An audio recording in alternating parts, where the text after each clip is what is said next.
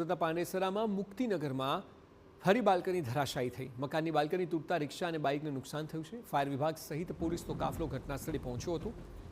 ઘરમાં ફસાયેલા લોકોનું ફાયર બ્રિગેડે રેસ્ક્યુ કર્યું છે। ઘટનાસ્થળે કાટમાળ દૂર કરવાની કામગીરી હાથ ધરાઈ છે। ગઈકાલે પણ મુક્તિનગરમાં બાલ્કની ધરાશાયી થઈ હતી।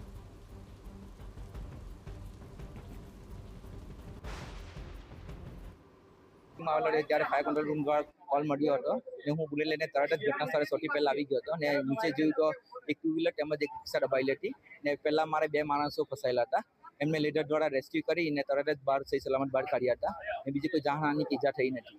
એટલે કે ગેલેરી પડી ગયેલા 112 ઉપર કોલ આવતા તાત્કાલિક લોકલ પોલીસ સાથે સ્થળ ઉપર આવેલા હતા। ફાયર બ્રિગેડ હાજર હતી। ઉપર મકાનમાં 2 અને બીજા મકાનમાં 3 5 થી 6 માણસો ફસાયેલા હતા જેને ફાયરની મદદથી રેસ્ક્યુ કરવામાં આવે છે। હાલ સુધી કોઈ જાનહાનીના સમાચાર નથી, પરંતુ એક બાઇક તેમજ એક રિક્ષા કાટમાળમાં ફસાતા નુકસાન થયેલા છે।